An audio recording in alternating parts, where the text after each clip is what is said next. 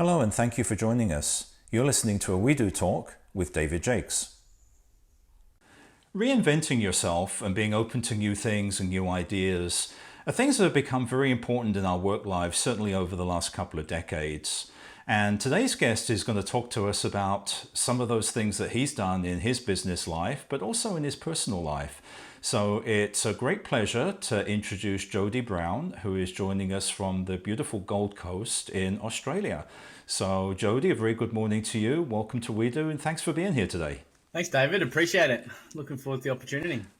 Jodi is the co-founder of a company called Leverage Solutions, and I'll have Jodi talk to you about it himself, but the mission of that company is empowering small businesses to achieve great things. Jodi is also known within his business networking area as a masterful and authentic networker. He is a trained IT specialist where he spent much of his career in the public and private sectors. He's also a trained boxer, marathon runner, and an advocate of mental health and well-being. So Jodi, you and I have a couple of things in common there, marathon running and mental health advocacy. Being an IT specialist and boxing, that's something completely new to me, but would love to chat to you about all of these things. Sounds good. Thanks, David. So my first question would be, I know that mental health is something that's very important to you, as it is to me, and that's actually how we met, being introduced through a mutual acquaintance. So is that something that you learnt in your business world and as you started Leverage Solutions and you're coaching business people, or is it something that has been in your personal life, or is it a little bit of both? Yeah, I think it would be a little bit of both. For me, business is kind of like it's a passion, and I don't look at business as separate to personal. For me, it's kind of all mixed in together. And I think mental health flows sort of, between both. So, from a personal point of view, a long history of challenges in that space, and then bringing that through into business as well. So it's been something that's kind of has been a part of my life at the forefront probably for as long as I can remember. And yeah, you've in your work life, and we'll get a little bit more into that as we talk here today, but in your work life, you've transitioned from an IT specialist in the education field, in the public sector, then into the private sector, into what you're doing now, which is really sales training and coaching for small businesses. What are some of the things that have triggered those changes for you? Yeah, I think originally I had children very young. So my partner and I, we have 5 daughters between us, which keeps us very busy. I've got 3 daughters, but I had my first daughter when I was 19. And at the time, I was working in a restaurant as a short order cook. And when she got pregnant, I decided, hey, I think I better do something with my life rather than just, bumming around being a cook. And so I fell into IT. I did a short course and found that it just came naturally. So I just did more, studied computer applications for a bit, and then fell into, again, it's kind of, it was not a direction I was choosing to take. It was kind of the path of least resistance, and, fell into the education system working in IT, learnt a lot there because in the public sector, there's not a lot of money for replacing equipment. So I learned how to repair them and pull different things together and run networks and all of that sort of thing. And I was just naturally good at it. I've got a good logical brain, but there wasn't the money in the education system. It's, you quickly find that you get to the top of the public sector inside of the school, and there's, compared to the private, it's just, I couldn't have a life that I wanted staying in that, even though I loved it. I got to spend a lot of time working with kids and things too. So I ended up working for a good friend of mine who I basically said, if you can pay me what I'm earning, I'll come and join you and let's do something. And so that was a small IT company, which we grew to a team of 12 before I left. And what I found along the way is dealing with all these different people in businesses and helping fix their computers and maintain their systems is that I had the ability to talk on a normal level. Quite often you find IT specialists talk over the top of people or too technical, and there's often a bit of friction in the communication. And for me, communication was something that I learned early, growing up actually with an alcoholic father, learning how to adapt and how to be that chameleon. So I could do that with everybody. There's not a person that I speak with now that I think that I couldn't communicate on some level effectively. So sort of transition then from fixing computers into selling IT, selling solutions, selling software, managed services. And again, the whole way through, I love the process of sales, but from an authentic point of view, not from not an old school pushy type. I just found that solution selling for me was the best way. And again, moving through that, I found that over time and having my own business in the IT space for a long time as well, that there just wasn't, small business don't have the access to sales training and coaching that I think was needed. And there was a big gap in the market. So not most small businesses are awesome at what they do. They're great technicians. They can, often they still grow a successful business, but probably 85% of a small business, they don't have a sales process.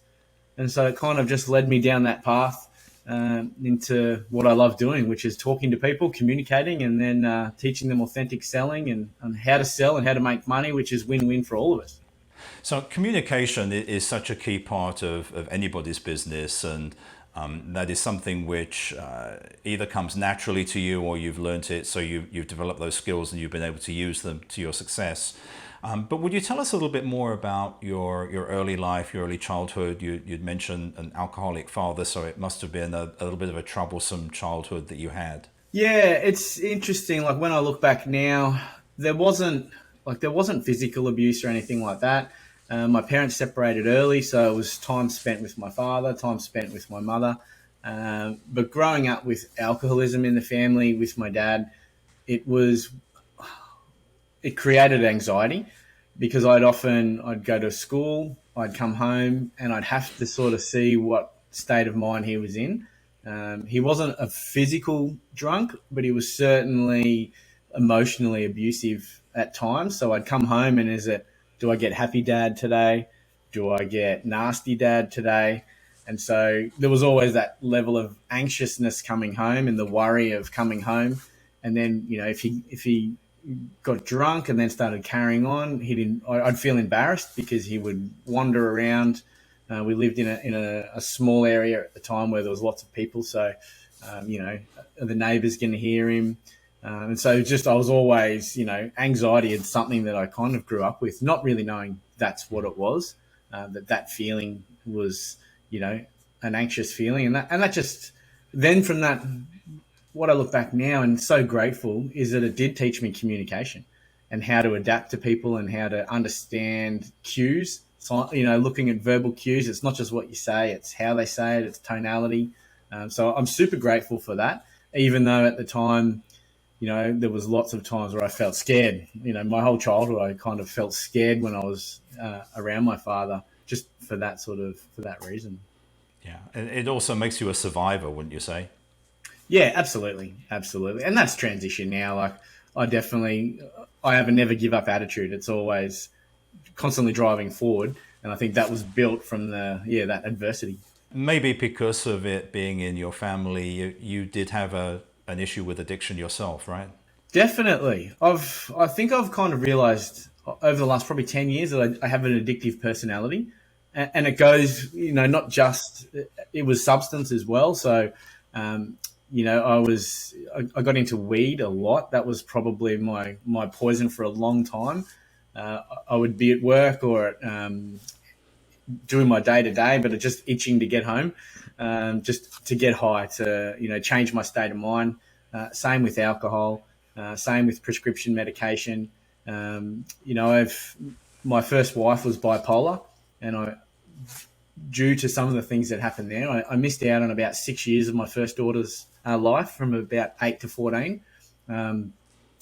Then I had another breakup. So my 3 children, it just fell into depression really. And then a good way to cover up those feelings was to drink and then to smoke and then to take prescription medication, non-prescription medication. And it's a personality I have. I do it with sport and boxing and running as well. I get addicted to exercise. So I think it's the level of awareness now that I know that's my personality type. I've been there with the distance running. We can chat about that in a second. But how did you turn things around? When did you reach a point where you realized that you had to move on with your life and that the point you were at was not going to get you anywhere? There was two clear incidents that happened. The first was just not long after the separation from my second partner. I was lying on a couch looking outside, and probably a bottle of red wine under the belt, and various other things just to dull the senses. And I remember thinking that my children are they learn from what I do, not from what I say. So even though I might be saying these things on how to live and how to be a good person, if they're seeing their dad on the couch and just not taking any action and just letting life slip by, then what sort of example is that going to set? And then there was another incident. I'm part of a networking group, BNI, which you're familiar with, and I was president of that chapter at the time. So it's you get up and have to run a meeting for an hour and a half each week. And the night before, I'd had a particularly bad night, taken too many drugs that night, got up in the morning and basically couldn't get out of bed. I climbed out of bed, fell, hit the ground. I couldn't do anything. So I had to ring someone to cover for me. And he was my business coach at the time, who was also a member. I lied to him about what was going on. I said, I'm just sick. Can you please cover for me? Those two incidents that happened in a period of the same sort of week. And I remember sitting there going, I've got to do something. And it was just the decision to make that change. And then I'm a big believer in the universe conspires for you when you're committed to intention. And I met a gentleman in the same BNI meeting. He came along as a visitor, and he stood up and he said, when was the last time you've done something for the first time? When was the last time you stepped out of your comfort zone? And I thought about it. I'm like, oh, it's a long time. I haven't done that. And I'd never really been into any sort of sport. I'd done bits and pieces at school, but outside of that, nothing. And so I went and had a chat with him, and he was running a boxing program, and I'd never been in a fight. I think I might have, in the schoolyard, maybe punched somebody once and then ran the other way. That was the extent of my fighting. And the thought of, in 10 weeks' time, stepping into a ring for a 3-round fight scared the hell out of me. And I thought, well, I've got to do it. And so that just led me to surrounding myself with great people. And just one thing after another, I went and saw a psychologist, got help. And, that was the sort of the start of the journey. And that was probably just under 10 years ago now. And how did you do in your first fight? Did you go through with it and actually compete? Yeah, absolutely. So it was 10 weeks of 6 days a week training, boxing, weights, running. And I loved every minute of it. It was such a great experience. It was super challenging. And then fight night was probably the most scared I've been in my life. It was at the local casino. There was about 800 people. They make it just like a professional fighter. So you pick your song. I came out to a Limp Bizkit song, came out to the crowd. My eldest daughter was there. All my friends, I had 3 tables of friends. So it was like 40 people that I knew. And we trained with the guys that we were fighting. So the guy that I was coming up against, I knew him. He had become a mate. But, as we're taught, when you step into that ring, you've got to do the other guy justice by giving it everything you've got. And that's what I did. Stepped in the ring and gave it everything I've got. And I won my first fight quite comfortably. Since then, I've had a couple more. I won my second and I lost my third. I got the most actually out of the loss. And I think my days of actually having a fight are probably done. I'll still do some boxing and sparring, but those 3 fights, I think it's kind of, tick the box for that chapter. Yeah. Boxing is actually a sport that I used to not follow, used to not appreciate.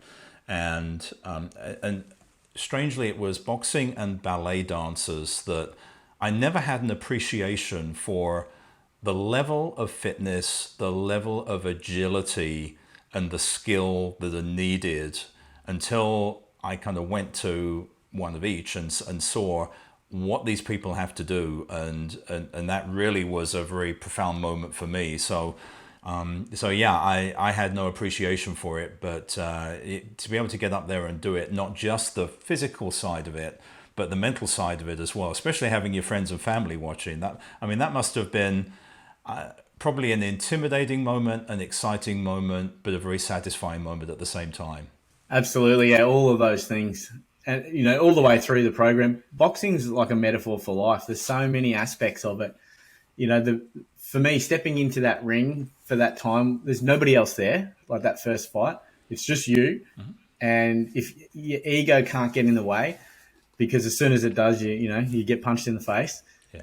And it's hard to explain what it's like that first time and how, I can't think of a time where I've been more present in the moment than stepping into the ring for that first fight. I still get goosebumps just thinking about it. Yeah. And in some ways, not letting your guard down is important in a boxing match. It's also important in business because there's competition out there. You have to know what's going on. You have to keep your eyes open. So it's probably a skill that's actually helped you in terms of sales training, is just being aware of everything that's going on and being able to move quickly. Absolutely. And I think having a cornerman as well, because you can only see what you can see, but your cornerman is sitting at the back there and he's watching the whole thing going on, and having that insight, in between rounds, he's telling you things. He's, okay, you need to slip and duck left and watch, he's doing this. So when you come up, drop that jab and come up with the right hook. And I think, that's helped as well, because I know in business, you can be so focused on what you're doing and get caught up in the day to day. But having somebody there as your cornerman, sort of looking over your shoulder, can see the whole picture, and they can often give insight, which can help them steer in that right direction.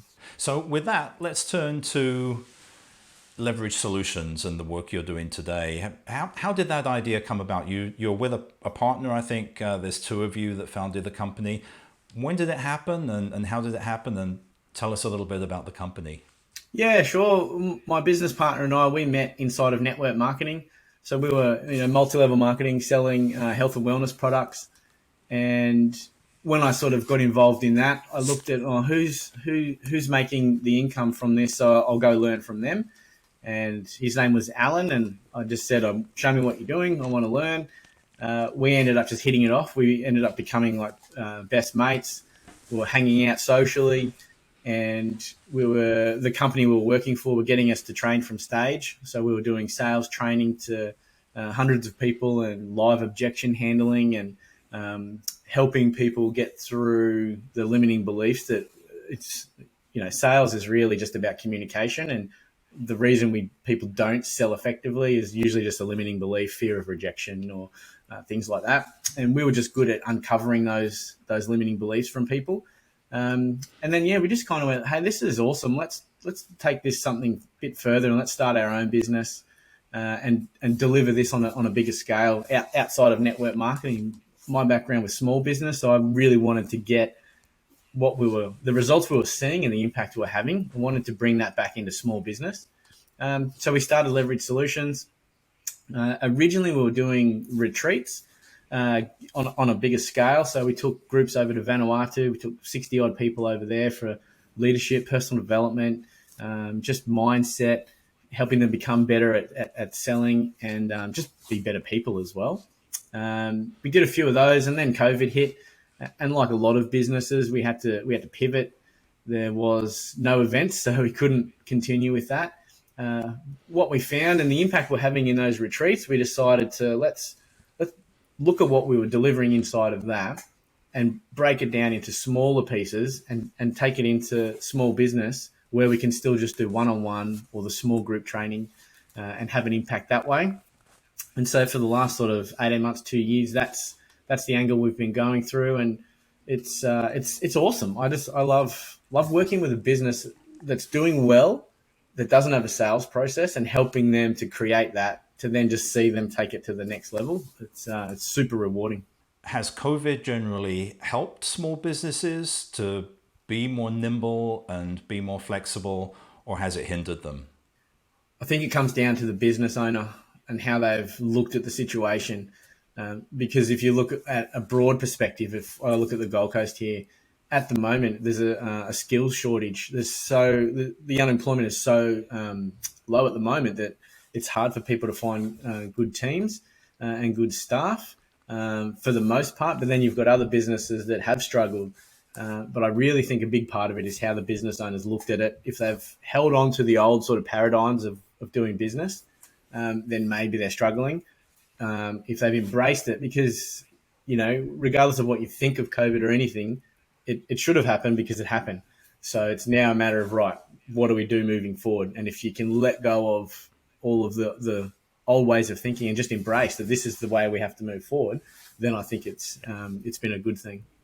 As I said at the beginning, being open and nimble to new things and being able to change is very important. And I would say that pivot is probably one of the words that in the English language wasn't really widely used 2.5 to 3 years ago. But since COVID, you've heard it. How many times a day do you hear the word pivot? Not as much anymore, but I remember it was very, very, very common. Yeah. It was the buzzword for a while there. So, Jodi, would you tell us a little bit about some of the mental health advocacy you do, particularly with kids and the work you do in schools?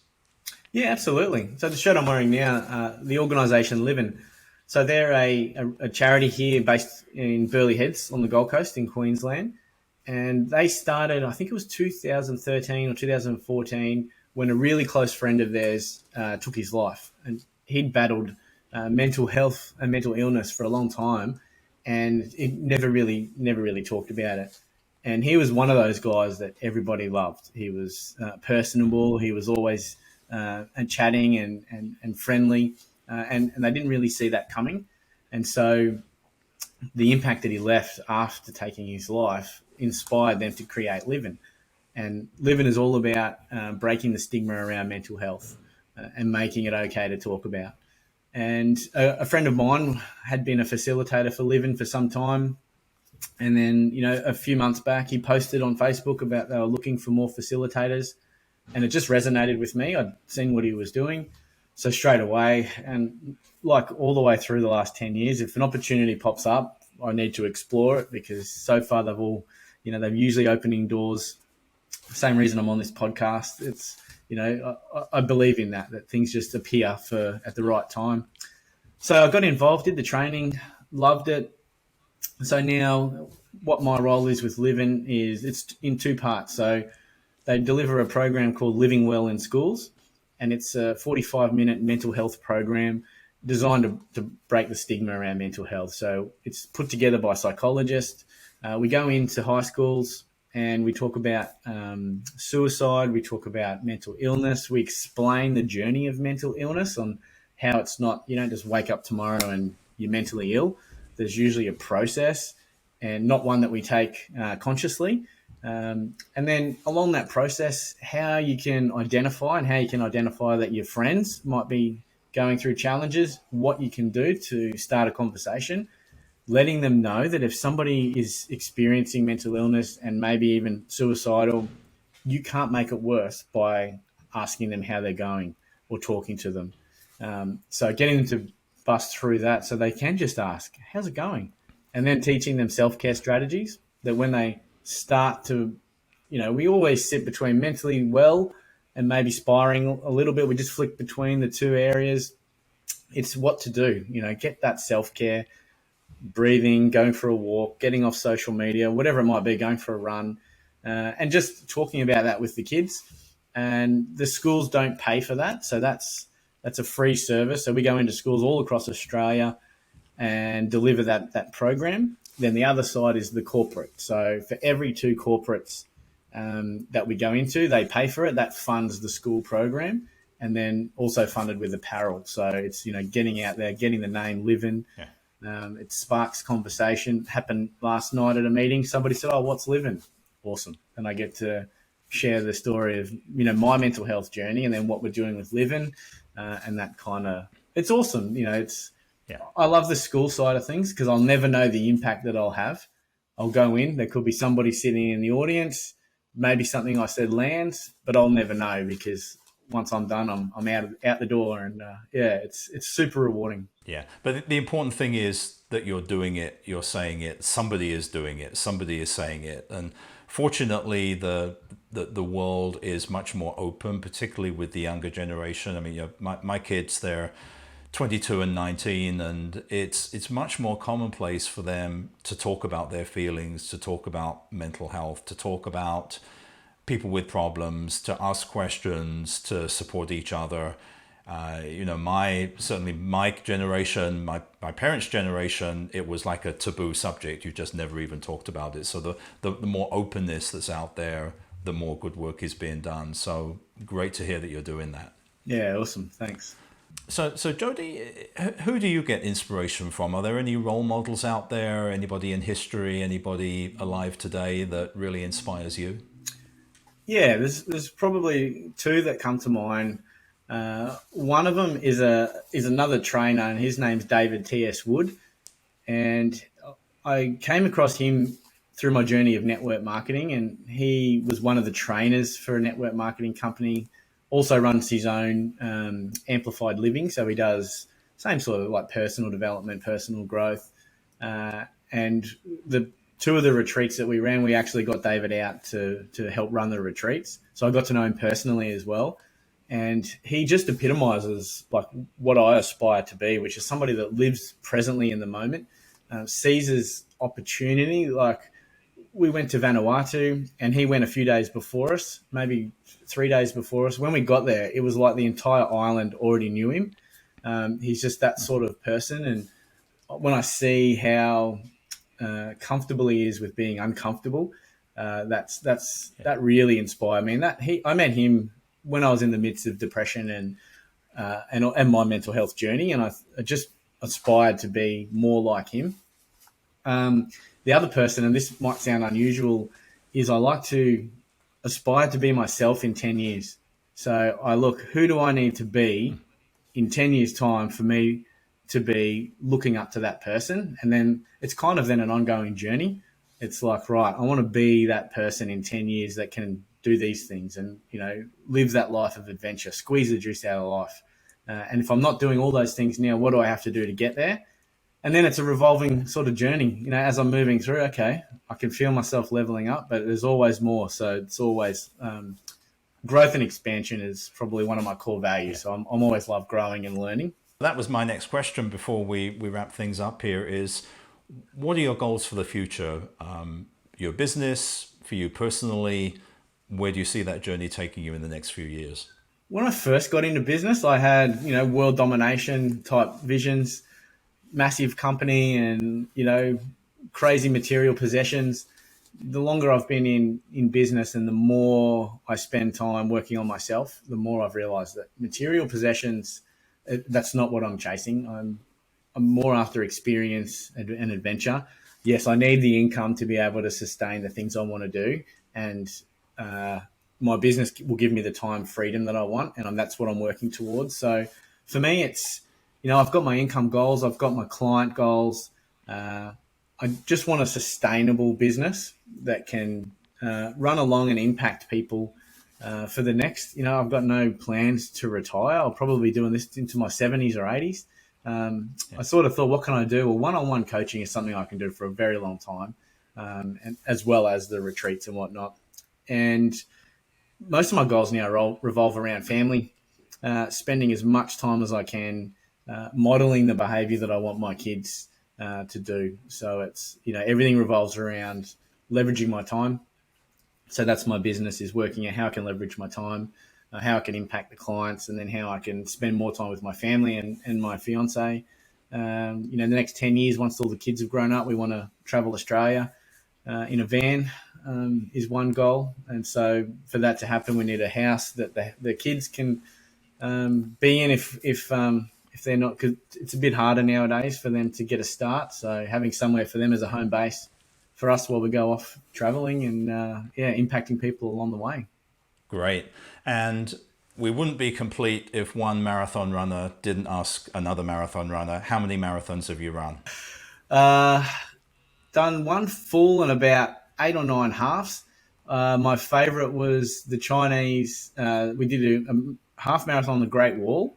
Their numbers are out, so it was a 27 kilometre instead of a 21. And I've done a couple of like ultra events. I've done a 50 kilometre ultra marathon and a 96 kilometre through the mountains non-stop one. That was pretty grueling as well. And do you have another one planned? What day is it today? I've got a half marathon on Saturday. Oh, okay. Yeah. All right. Is that a local one in the Gold Coast? It's the Gold Coast Marathon, yeah. So we were going to do the full. My partner got a bit injured, so she's going to do the half, so I'm going to run the half as well. Okay, well, good luck to you in that and any others that you do, and may you run injury-free. Thanks, David. Jodi, this has been great. Thank you for sharing your insights, your stories, and a lot of information with us here. If anybody wanted to get a hold of you, what's the best way to reach you? Yeah, sure. So you can check us out, leveragesolutions.com.au. Otherwise, if you search Jodi O. Brown, I'm the only one that pops up on Facebook. So always love getting new connections and, making new friends. Okay, well, it's great to have made your acquaintance and be able to hear your story. So thank you for joining me today. And as I say, good luck in that half marathon and the business for the future as well. Awesome. Thanks. Appreciate the time and appreciate being on here. Thanks, David. And thank you everyone for watching. I hope you enjoyed this video. If you did, please subscribe to our channel, leave your comments below, and we'll see you next time. We upload a We Do Talk every week. So if you enjoyed this one, please subscribe and leave your comments below.